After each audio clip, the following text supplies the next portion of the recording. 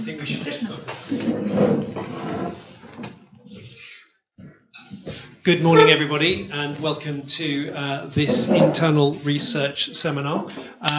It's a great pleasure to present Måns Nilsson and Henrik Carlsen, who will be talking to us for around about 30-35 minutes around SDG interactions, which is work that they've been doing over the last at least 18 months to 2 years, and which has been published in all sorts of exciting peer-reviewed journals. And so they're going to take us through that journey of how they built up the research, and also where it's leading in the future in terms of how it might be applied in practice. There'll be an opportunity, of course, to ask questions afterwards, but we will be rounding off pretty promptly at 12:30 today.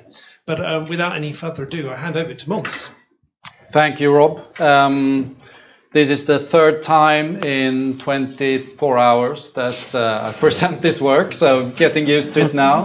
Yesterday AM we did a webinar with the Government of Mongolia to introduce the framework, and then Henrik and I went to Uppsala University yesterday afternoon, presented it there with the Peace and Conflict Research Institute. So we're getting used to it now.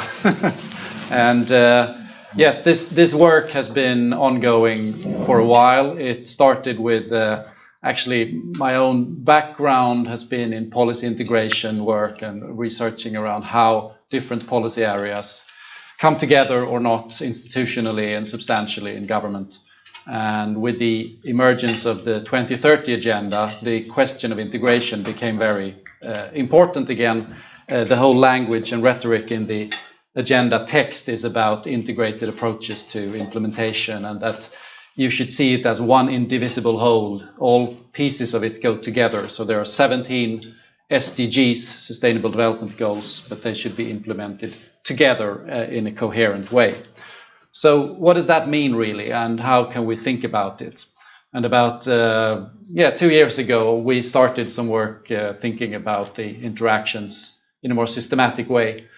We felt that the usual way of talking about interactions was too simplistic and not very useful. To talk about synergies and trade-offs, that's what's being said in 99 out of 100 reports, but nobody really unpacks it. And are there different types of interactions beyond just saying synergies and trade-offs? And what does it mean when you say synergies and trade-offs? So we started to think about that. I was invited to workshop at the International Council for Science, ICSU, which is a big umbrella organization for academies around the world. They wanted to do some scientific work on interactions, and together with them we refined this thinking and developed the framework that I will present, and then Henrik will talk about step 2 in this assessment, applying some quantitative techniques, using that to elaborate on the results. Yes, so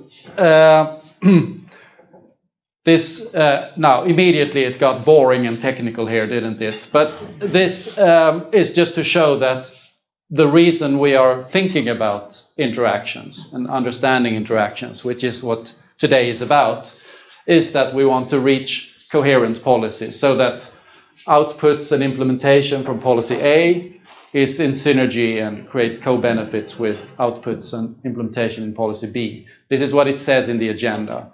To do that, we need integrated policy making so that processes are coordinated across. To know how to coordinate and who to coordinate with, we need to understand and learn about how different policy areas fit together. What we can do with this, if we focus on interactions, we can, first of all, create effective policy learning and dialogue processes across government. If we have a systematic way of thinking about interactions, we can actually bring government departments together and let them sort of talk through the issues with a common language. This learning is not very rare in governments around the world today. Most government departments work in silos. Even in a country like Sweden, where the government is actually forced to do joint preparation of policy bills, they rarely even consider each other's, know about each other's priorities and targets. Also, as I said, who do you cooperate with? Where do you actually have co-benefits and where do you have negative interactions that you need to mitigate? It's a little bit tongue-in-cheek, but your friends and your foes in the administration, where is there potential for partnership? And thirdly, perhaps most importantly, to get more bang for your buck, if we invest in the right parts of the government, of the SDGs that we want to implement, we might get knock-on effects, positive feedbacks, etc., that will ripple through the system. So where do you get the most impact, and where can you see those knock-on effects? So the UN and other bodies, they have been interested in this for a while. This is typically the limiting way of looking at it. You say, we're interested in the goal around oceans, life below water. And we find out that it is connected to other goals in the framework of the 2030 agenda. We know that there is a connection. We don't know what the connection is or even in what direction it is. There were lots of those reports coming out in the last couple of years. So we said, this is not useful. We need to do something else. And we managed to develop and publish something which is called the Interactions Framework, where we developed a scale, or rather I would say a typology of interactions ranging from the most positive, indivisible interaction to the most negative interaction, cancelling. I will give a few examples of what this is. And then when we think about this, it's actually qualitatively different types of interactions, but we also assign a little bit of an arbitrary quantitative score to it, which enables us to do some more systems analysis. So the 7-point scale for interaction. So this is at the core of the assessment. The most positive interaction we can think about is the indivisible. It is like when you achieve or make progress on one target, you automatically make progress on another. This is, for example, if you invest in better sanitation systems in developing countries, you will automatically get better health outcomes by removing pathogens and by improving sort of nutrition, for instance. If we reduce air pollution in cities, we will automatically get fewer respiratory illnesses in the city. So this is indivisible. The mirror of this is cancelling, the most negative interaction, where you actually, if you get one thing, you won't get the other thing. And this is not a very common issue in the SDGs framework as it is presented today, but you can think about in the context of a unfragmented land ecosystem, high levels of integrity. If you want to develop infrastructure in goal 11, you will not maintain that integrity. You will make it worse. So there's a cancelling effect. But it's very rare, as I said. So slightly less positive, but still very positive, is the reinforcing. If you make progress on one target, you improve the ability or make it easier to make progress on another target. This could be, for instance, if you make progress on innovation systems in a country, you will improve your ability to make progress on productivity in your economy and economic growth. The mirror of that on the negative side is the counteracting. So here you make it easier, here you make it more difficult. So if you make progress on economic growth, again, you will make it more difficult to reduce waste generation, which is another target, because growth is typically coupled to waste generation. Doesn't make it impossible, it's not cancelling, but it's making it more difficult. The mildest form of positive interaction is enabling. It creates a condition that makes it possible to advance the other target. For instance, if we provide electricity access, basic levels of electricity access to a rural village, you will enable better school performance because children can do homework in the evenings at home, for instance. Doesn't necessarily make it happen. So if you have electricity and you have kids, it's not guaranteed that they will do the homework, is it? But we think it's enabling it anyway. The mirror of this is constraining. Here, it's a negative mirror of that. If we are achieving or making progress on a target, you create a condition that limits your options to make progress on another target. For instance, if we make progress on climate change, we are limiting the options for how to provide energy access, because you can't go full out on coal, for instance, or other fossil fuels. And then we have many interactions which we call consistent, where it's a neutral relationship, where there's no necessarily positive or negative interaction going on. So doing this kind of thing, we're doing pairwise comparisons at the target level in the SDG framework. And we, of course, see when you make that kind of assessment that context matters a lot. Geographical conditions, what policies or governance context you have in place, what technologies you apply, and for instance, what is the level of your goal achievement. So we think this is like a generic framework to think about interactions, but it has to be applied in a particular context. How do you do this scoring? Well, in the study that Henrik will elaborate on, we used our own expert judgment, so to speak. We thought about what we know for the case we studied, and we simply did it in a laboratory setting, so to speak. We can also start to think about stakeholder processes. And Aaron here on the second row is leading a project in Sri Lanka, where we will work with the government of Sri Lanka to do the scoring for their country of the SDGs. So involving different ministries and getting some sort of political process, deliberation around the scoring. But then you can, of course, take more scientific approaches and think about statistical correlations, case study evidence, or model-based evidence, possibly in different combinations here. So you might use a stakeholder process, then you might try to find statistical evidence to support the score. Or if there is a contradiction, you go back and you have a further iteration. So here's a lot of opportunity to expand the process and improve the process of interactions assessment. I think that's it for me, Henrik. Yep. So over to you to elaborate on how we applied this. Thank you, Måns. Hello, everybody. So now, next phase of the talk.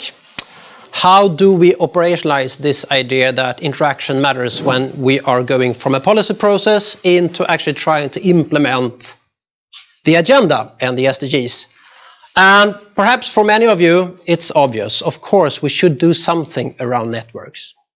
So I call it network theory here. And I just want to first point out that not everybody agrees that network theory is actually a theory. It's a methodology. And this is very much where I come from as well. I see it mostly as a methodology, and this is the way we apply it here. But it's usually called network theory. That's the reason I use it here too. So what is network theory or network methodology? It's very simple. It's about the study of pairwise relation between objects. Whatever objects, whatever relations.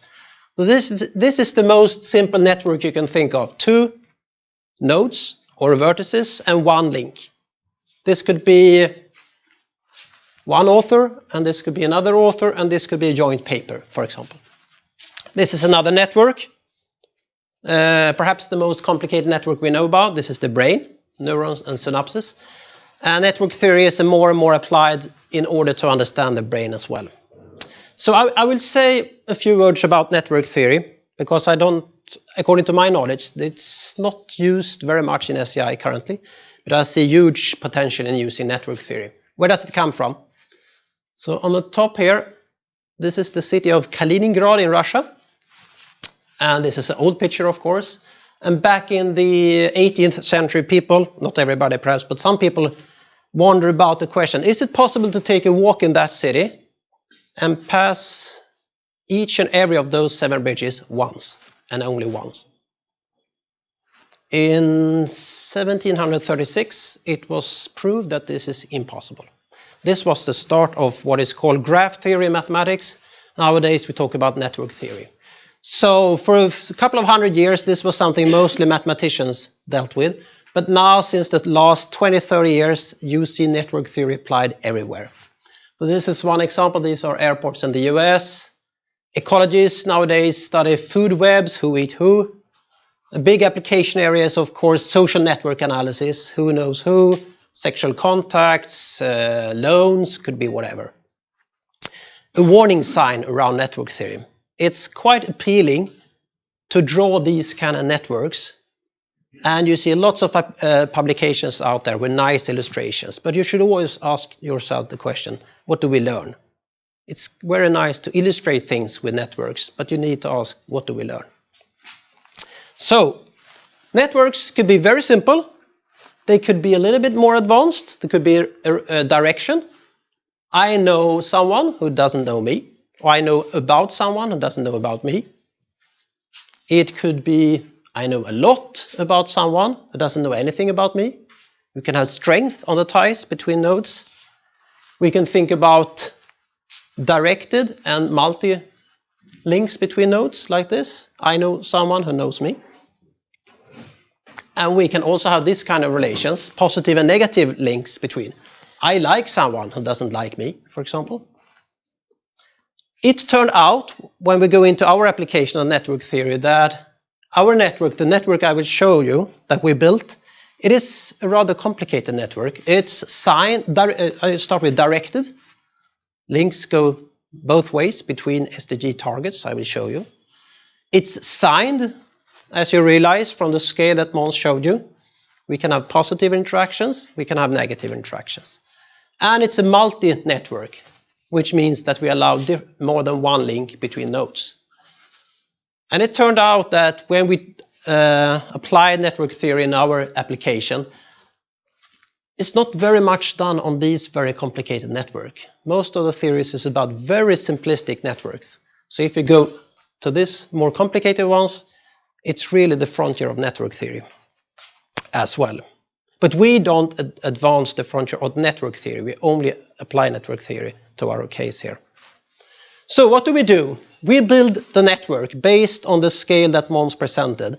And we pose this very simple, but we think still policy relevant question. And Måns alluded to this many, many times in his beginning of the talk. If we make progress on target X, how does this influence progress on target Y? So that is to say that if we have some progress, if we invest here in this target, how does that influence our ability to have progress over here and here and here and here? So this was the simple question that we posed. And this is very similar to the question we will pose in Sri Lanka as well. So it can look something like this. And now I go into the case that we did. We did a case on Sweden. And the expert judgment that Måns talked about was Måns, was Nina Weitz, Nilsson and Skånberg, and myself. So these are the experts. So we did this in order to show some tools, techniques, and develop the methodology. There are no sharp policy advice in the paper. So this is an example. 6.5, water resource management. We scored 2 with regards to the relation to 14.1, marine pollution, reinforcing. If we have progress here, it will reinforce our ability to have progress over here. This one, most people will know in Sweden. We have regulation in Sweden that we cannot increase hydropower. We would like to restore our rivers. So if we have progress here, that will have some constraint effects on this number 7 too. In this particular example, we didn't find any relation between this one and this one. So for all targets or pairs of targets, we assessed the interaction according to the scale. So this was the matrix that we built. You see, I don't know, can you see the numbers? The numbers is not important. The important thing is that we have 2 targets per SDG. We selected 2 targets that we thought were most relevant for Sweden for each of the SDG. So you have 34 here and we have 34 in this dimension as well. So we assessed the interaction between each and every pair between those 34 targets. One thing I need to mention here is that we selected 34 targets based on some prior analysis that was done before our project.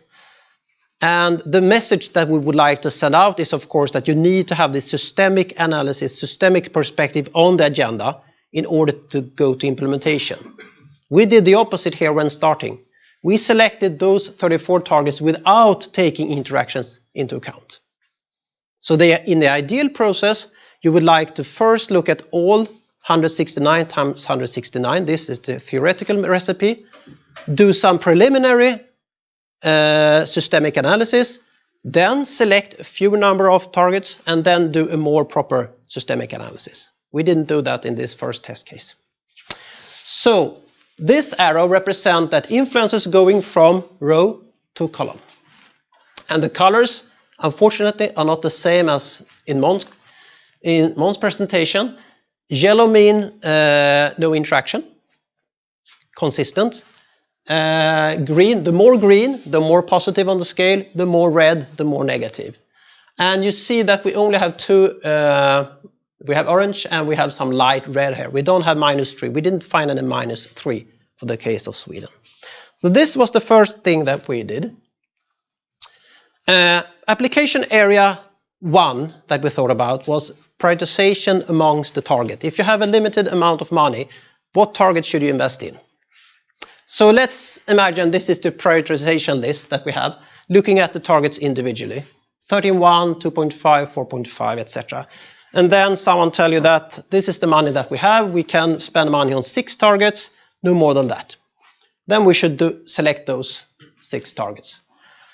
However, if it's the case that this one, 8.2, is an enabler, let's call it an enabler, doesn't matter what kind of if it's number 1, 2, or 3. If there is a positive relation between this one and 4.5 and 13.1, that is to say that if we invest here, it will be easier to have progress in those two.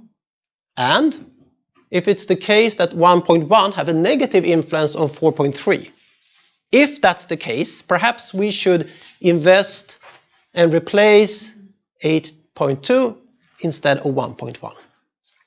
This is the kind of very simplistic network analysis you can do. And we can take this idea over to the matrix again. The same matrix. And now I just sum the influence from each and every of those. And you see the number out here. So let's take one here. It's 1 plus 1 plus 1 plus 1 plus 1. It's a little bit hard for me to see. 1, 2, 3, 4, 5, 6, 4, 3, etc. So you add up the positive numbers and you subtract the negative numbers. And now we get this list. And I highlighted the top scoring ones here. And 51, 43, and 40. This one is, I think it's effective institutions. So if we invest in 16.6 effective institution, that will have a positive effects on many of the other targets. Therefore, this is a rather high number. Number 2 on the new top list is 12.1, which is sustainable consumption, I think. Sounds reasonable for a country like Sweden. And number 3 is something with energy efficiency. We need, though, to keep in mind that this number is the sum of all the numbers. It doesn't take into account if there are lots of pluses and lots of minuses. That is the spread of numbers within the sum. It's not taking care of this very simple analysis. So this is the first thing you can do. But this is only first order network theory. We study impacts from those targets on those ones. But if you take, for example, this one, have a positive impact on 2.4, then we should take 2.4 and go down here and look at the impacts again and again and again and again. That is to say, it's not enough to look at your neighbors. You need to check also your neighbors' neighbors. So this is what we call the second step analysis. And in order to do this, we need to map out the whole network. So now I take this one and create a network. And what does it mean? If it's yellow here, there is no link between this one and that one. If it's green, it's a positive link. It's red and orange is a negative link. So I just do the same thing and produce this one. And this is an example of those networks you can see. Oh, it looks pretty interesting, but I don't know why it's interesting. So this is it's only the same information as in the matrix. And you see, I dashed the negative lines and I use the same color code.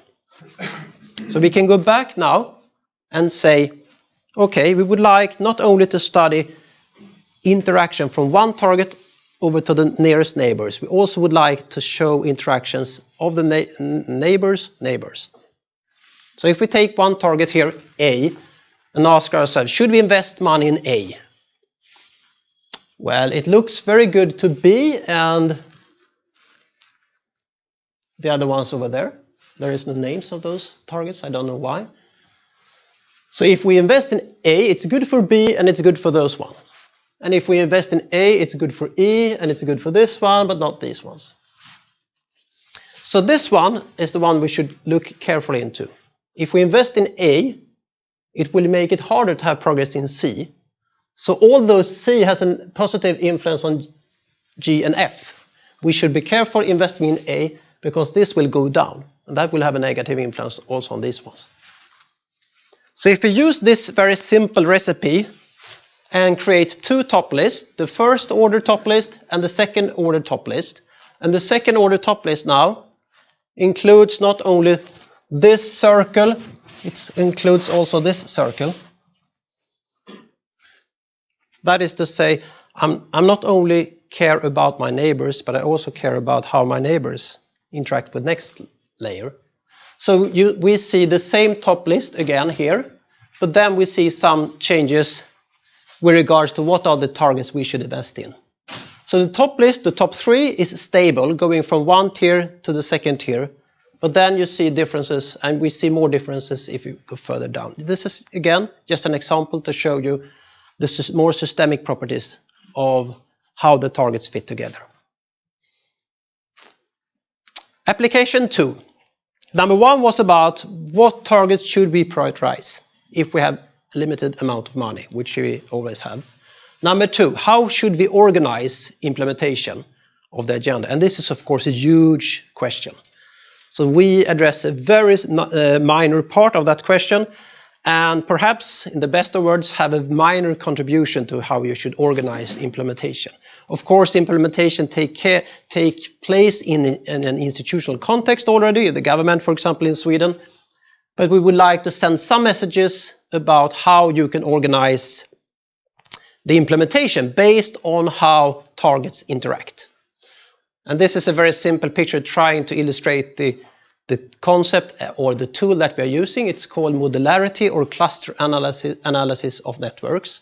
And in this very simple picture, you see that in the clusters, there are more links between the nodes than between the clusters.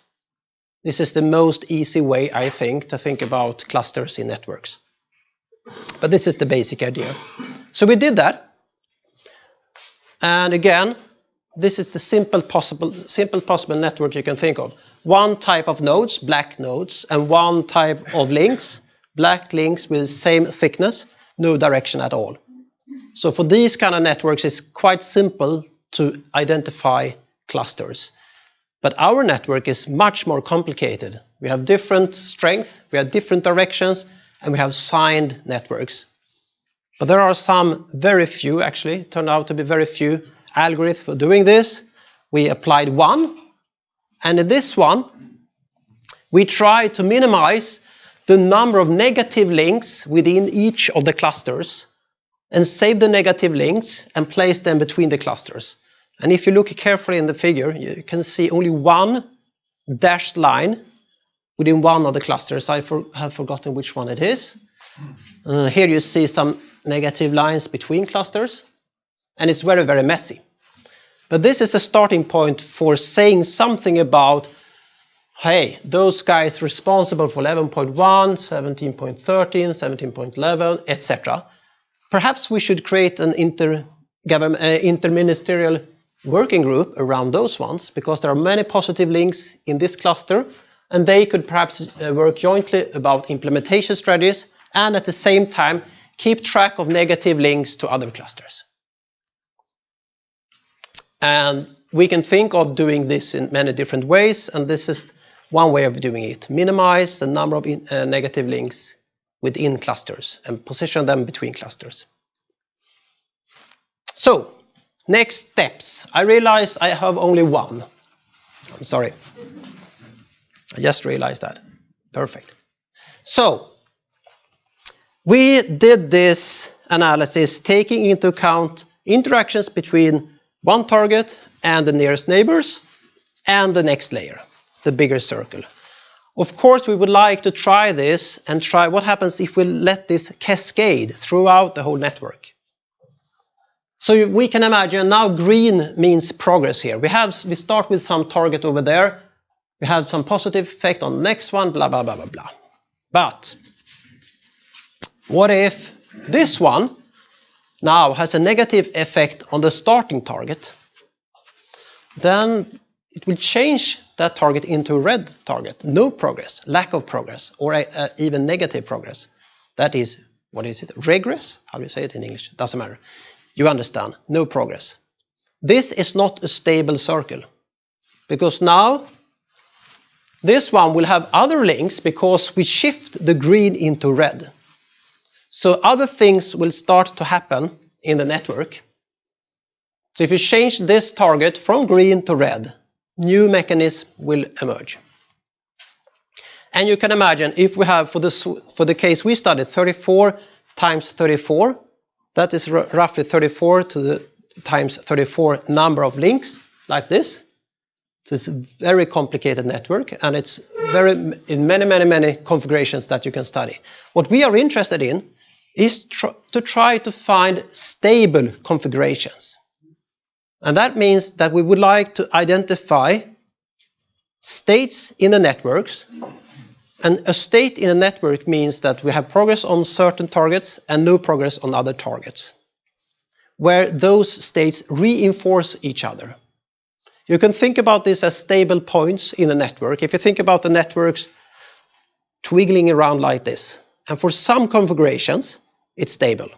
But most configurations, it's unstable, like this network. So we would like to identify, hopefully, most green, stable networks. Some of the stable networks will probably also include no progress. But the point is that there are some configurations that are stable. And these stable configurations, we think, this is work in progress again, will work as a basis of attractions in the whole system. So those stable configurations that we will hopefully identify will be some attractors towards which the system will move if you don't do anything. So those are configurations that you should keep track of. And we had done some preliminary calculations on this. And out of roughly 10 million possible configurations, we found 10 stable configurations. And the best one is progress on, I think, 30 or 31 targets, and no progress on 3 or 4 targets. But we have a range between what I just said and over to most red targets. So, I wonder if this is the last one. I think this is perhaps the last one. And I think together we mentioned almost all of the points here now. Yeah, priority setting, which one should you invest your money in? Trade-offs, critical trade-offs, that was partly the cluster analysis that I showed you. How should we keep track of negative links and critical trade-offs? And this one is also about how should we coordinate the work with implementation. Should we just hand out the SDGs to the ministries in an a priori analysis that, oh, this is water, it goes to the Ministry of Environment, this is related to infrastructure, or should we try to do something different? We think we should try to do something different. This is also important, and Måns also mentioned this. The tool that we developed, or the method, is developed in order to engage in stakeholder-driven facilitated processes. This is not a 100% back office tool, which we use mainly statistical data or other theoretical data.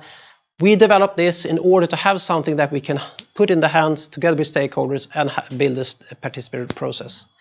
So the process is equally important as the results. So just getting people together in the room, discussing interactions and do some preliminary analysis is a goal in itself.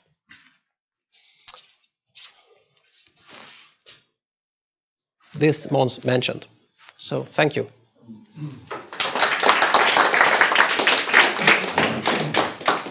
Thanks very much, Måns and Henrik, for that. Oh, and the hands are already going up.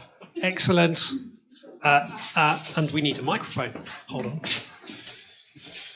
Does number 2 work as well, Ian? This is Annika Nilsson for the microphone. And thank you very much for a very, very interesting presentation. I have one comment and one question. I think this would be actually a very interesting tool also for identifying relevant indicators. When you can't measure everything and follow everything, which ones would you follow? So you can comment later on whether you agree with that.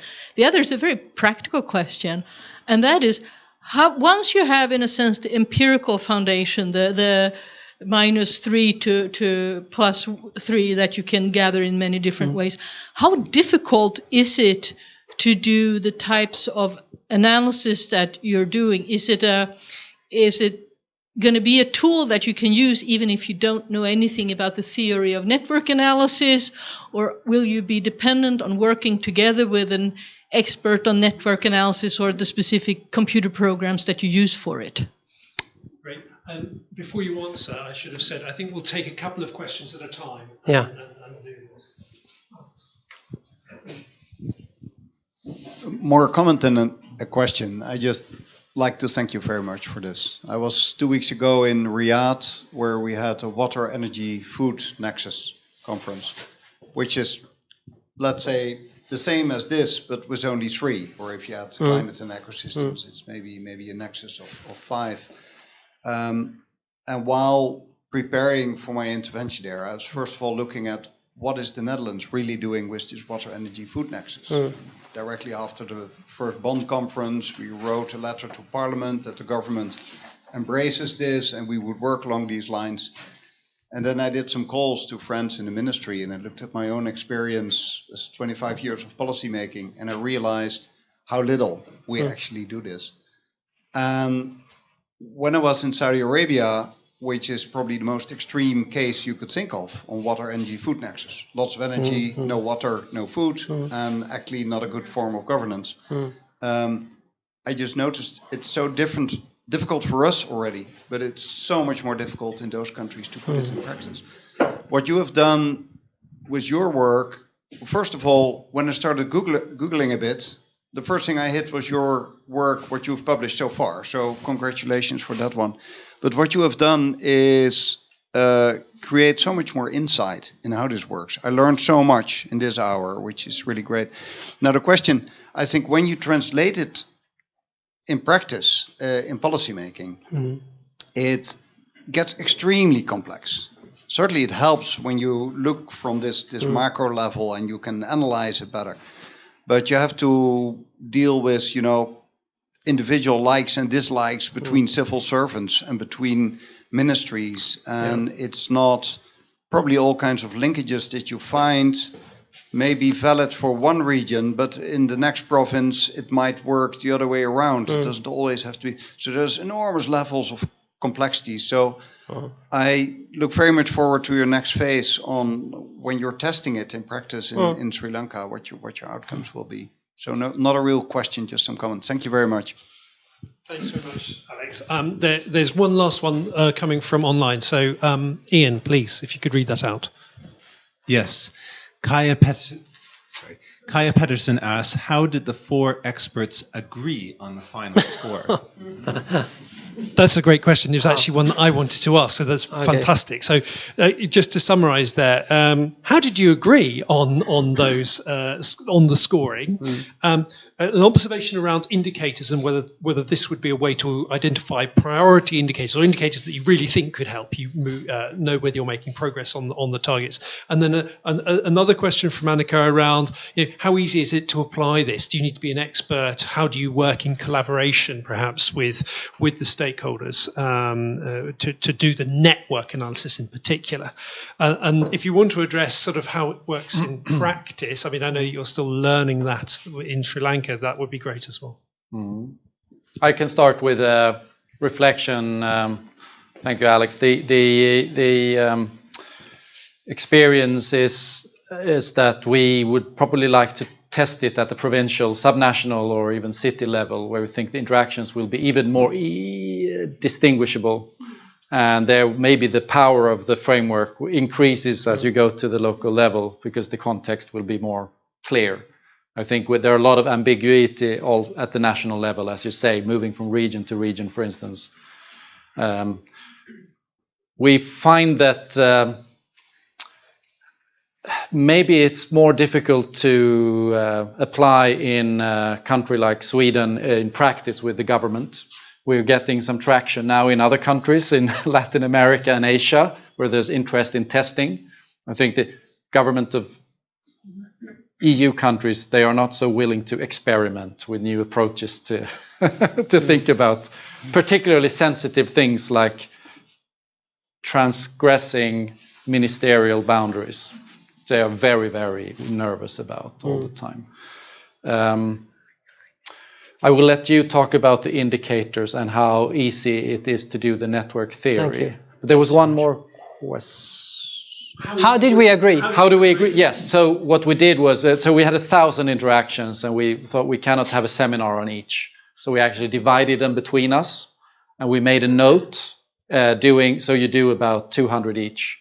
We make a note if it is controversial or ambiguous or difficult to get to the scoring. We brought it to a seminar and had a quick discussion about it.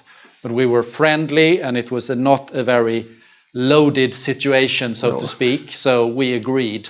If we do it in the sharp situation in Sri Lanka, we'll see, Aaron, how you will cope with that. Yeah. And Måns and I will not go to Sri Lanka. Exactly. No. Exactly, no. Oh, no. So, over to how complicated it is. The hidden agenda is, of course, to create a small consultancy and doing it very complicated. So, and then we opt out from SEI and become millionaires. That's the secret agenda, of course. No, the idea is, or I can pose the question to you. How complicated was it? Was it easy to follow? Hands up, or was it not easy to follow? My presentation. Which question are you asking? I ask you, was it easy to follow? Hands up. Okay. Because this is the most complicated part, to follow the argument. Then handling the data is not very complicated. And we are actually writing a manual. So the point is, and I think that's fair for an organization like SEI, we are not a consultancy. We should offer methods that can be used by people outside SEI without our support. Of course, this can be done in different levels. But one example is all the software I used is free open source software. So it can be freely downloaded. And we are going to write a very short, but still instructive, we hope, manual, how to do this. It's not very sophisticated. You need to handle Excel, you need to handle some of the free software.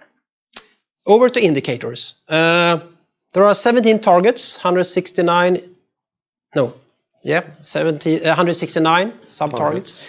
Targets, not goals. And there are a bunch of indicators that are under development. And Måns mentioned we were in Uppsala yesterday, visiting peace and conflict research, and they are working on the indicators, and we are trying to mix to do some joint work together with them, not really on selecting target. That is what they are doing. They are trying to identify those most relevant targets related to indicators, and we are planning to use their work in order to apply some network theory on the indicators to see how they interrelate, not only on the target indicator level as well. So this is work in progress since yesterday. I can add that, Aaron, I will go to Sri Lanka with you. I was just kidding. Oh, I didn't know. Henrik will stay at home. Yeah, I didn't know. Yes. I'm sorry. Good. Okay, another 3 questions. I'm just going to start. Oh, yes, I see hands going up all over the place. Okay, thank you so much. So downstairs at GWP, we're working hard on kind of making this argument that helping governments take 6.5 and cascade that thinking outward. So really interesting and great to hear. Question about kind of keeping in mind that we all understand how this works. Can you speak a little more about how you either envision it or have seen it as part of this broader multi-stakeholder process? Kind of how you're thinking about what that could look like or what that has looked like. And then, maybe just any other thoughts on responses from policymakers aside from the example you gave. Hi. So one of the things we've been thinking about in the finance space lately is how there's kind of this move towards trying to use finance as efficiently as possible. And I think a bit in the context of this framework, one of the things that you do really well in this prioritization bit is highlighting where we could really efficiently allocate our funding so we could pursue a target that influences many other targets. But the question I have, because one of my concerns in the finance area is if we're only focusing on what's most efficient and what helps us achieve the most goals, we might sometimes push to the side more normative considerations about what's important, even if it's not efficient. So in the case of the SDGs, my pet project is always the inequality SDG, which might not be as efficient in contributing to other goals and targets, but it might be something that we have a strong interest in doing anyway. So how do you kind of reconcile the normative wants and needs of a society or a government with these kind of efficiency gains and interconnections that we're seeing here? Okay, Kim Anderson. I think I'm still worried about the complexity. I mean, you show how all the goals, targets, and then there could be so many assumptions. If you look at scenarios for the future, a lot of different options, technologies, as you said as well. And then when you start to see that, for renewable energy, you could have a whole set of different options for sanitation or wastewater management. Then it could be a whole range of options, which with each different option will have a different way of interacting with the other goals. Potential at least. So how do you get down to really support the decision maker and not making it more complex? Can we take these first? Could you take 1 and 2? I take 3. Is that okay? Yeah, but my memory, I only remember the third. No, that's the reason I take 3. I can tell you what they were if you want. Old man having seminars. I can take the question about the policymakers' response, for instance, that we think we've hit the right level in terms of conceptual complexity. So it's intuitively simple to understand the scale, and it's not overly technical in that sense. Then it becomes technical in the second part, but if you walk through it, it's digestible. So I think policymakers in these countries where we are now starting the discussion, they have found that this is the first time they find a tool that is actually adding some instrumental value, while at the same time it's not a super complicated integrated assessment model or something that they can't really trust or know what's behind, etc. So it's very transparent, and that's very much appreciated. The negative feedback has been that it's very static. So we're only saying this is a snapshot. The matrix today looks like that, whereas in reality, of course, there are time dimensions. And if we do scenarios for the future, we will need to do some methodological development to think about how to introduce that. But I would like to emphasize that we're not doing policy assessments here. We're doing just the systems description or the systems diagnostic. Policy comes later. We understand the system this way. These are the activities and strategies and policies and then you have to do impact assessment on those, which is another step. So this is just providing the basis. And I think a lot of governments are perhaps not used to thinking about that first basis. They are thinking about policy immediately. And we say, well, no, wait, we're not going to talk about policy here when we do the scoring first. Yeah, could I then comment on Kevin's question about normativity? And my view on this is that these kind of tools can only be supportive tools to a policy process. And I don't want to live in a society where you can calculate all the decisions. I think politics should be normative. And of course, this should be a complement only, and then you should add your normative views on this as well. But it's very hard to build in normative thinking at this stage, I would argue. So I think try to keep this as clean as possible, and then open up and acknowledge really that the normative elements needs to come in later in the process, but not included in the tool as it is now. And I think you actually addressed Kim's question. And I just would like to add a little bit more about complexity of the whole tool. And I think it's a big difference here. I don't want to build black boxes people don't understand. I think a fair compromise between a general equilibrium model in economics or integrated assessment models over here and tools like this is that over here in general equilibrium models, people don't understand one single equation, stochastic differential equations. And then there are thousands of those equations in this model. Over here, the kind of thing we are doing, we can explain, we think, each and every of those steps. Then it's just more of the same. So for me, I hope this is the fair compromise between being complex and also acknowledge some of the problems that we are facing, for example, transform society from where we are now into something sustainable. It is complex. And we cannot always back off and say, policy will never accept something that is complicated. We need to convince them. Some of the problems we are addressing are complex, and we need some complex tools sometimes. Great. I'm going to walk over. We've got 5 minutes left, so I think one more set of questions. I know that Ian has a question, but while I'm walking this way, Ian, do you want to ask the 2 questions that you've got online? Sure. We actually have one right now that is from Addis. How do you differentiate between targets? Do you measure a target like more efficient institutions and reducing malnutrition with 10% in the same way? Oh, please. I will try to I don't wiggle my way an, out of that one. Yeah. I don't have an idea. Okay, take that one. Okay, we'll take that one. So the target is oftentimes quite ambiguous, as it's stated in the Agenda 2030. And it's a crucial step that we haven't talked about is target interpretation. Mm-hmm. First, target selection, of course, which is complicated, but target interpretation. What kind of observable material change do we associate with progress on a target? And that is like an analytical task that we have to do before we do the scoring.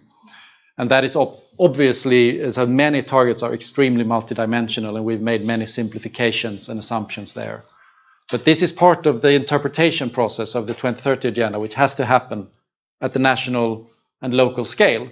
And we think just this is not being emphasized enough in the implementation of the SDGs, that we actually have to understand the SDGs in the context of our country or in the context of our business.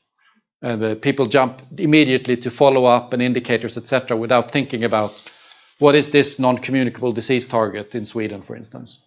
So the interpretative step is something I would emphasize here. Yeah, thank you. I'm Eva Krutmeier. Exceptionally interesting. I think also as a communicator, this is really a tool we can use with stakeholders, etc. So, my question or my curiosity is partly you have touched upon it. It was this cascading effects that you mentioned, and you talked about the dynamics. So maybe you can't really talk about this, but I'm curious if you can sort of see indications of some kind of tipping point. If you can see that this is really hot spot, something cool can happen. I mean, a positive tipping point, but of course there might be negative ones. But I'm just curious about that. This is exactly part of the things we hope to achieve in the second. Were I supposed to answer the question now, Rob, or? Do you want to post another one? Keep going. Okay, so this is with tipping points. We would like to be able to identify targets. So if you push one target from red to green, you very quickly go into a stable state with lots of greens, whereas other targets take you away. So this is exactly what we would like to do. We are not there yet, but identifying targets that can put you over the tipping point into something positive. Yeah, exactly that. Thank you. I just have a short comment because in addition to the Sri Lanka pilot, we also have a kind of a fast track pilot in Mongolia. It's happening next week where Karina and we have the pleasure of going there. And we are actually just after this BBL, we're doing a scoring exercise. So if any colleagues would be interested in trying to actually do the scoring, you would be welcome to join. So that's a teaser to learn more. Right here, right? Are we here? You can wait here in the room and I will guide you. Thanks, Annie. Back to Alex. I think this will be our last question. And I'll keep it short. Henrik, you and I got to know each other years ago when we were both interested and working on the impact of climate change and planetary change on security, human security all the way to international conflict. Is this a system you could use for that analysis as well? And then I mean not only sticking to the 17 goals, but you could add other things to the equations, armed groups on the ground, arms trade, those kind of things. So is this applicable for other specific issues like this one or other ones? Thank you. That is exactly what we would like to explore with the Uppsala group. We were, as Måns mentioned, we were in Uppsala Peace and Conflict Research yesterday, and they have the state-of-the-art database on conflicts, both interstate but also civil war. And we are also in further steps into the future trying to, but it's a very sensitive area, of course. It's like to predicting the number of increased wars from increase in global temperature by 3 degrees, etc. But we are trying to move in that direction, but be very careful. Great. Thank you very much, Henrik and Måns. Thank you. Of course, I think, for them and their work.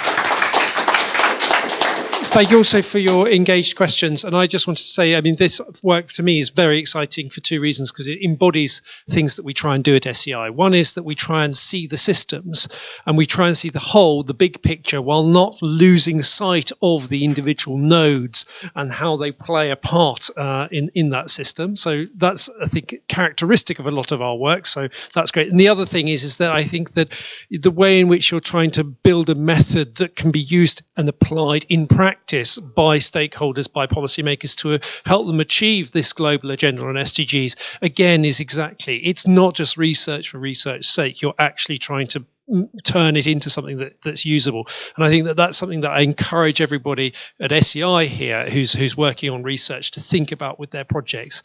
Not just what's the interesting findings, what's the interesting research, but how can we, is there a way that we can turn this research into a tool or a service or a method that we can actually then take out and work with with stakeholders so that we can help them achieve what they want to achieve. But thank you very much, guys. Awesome.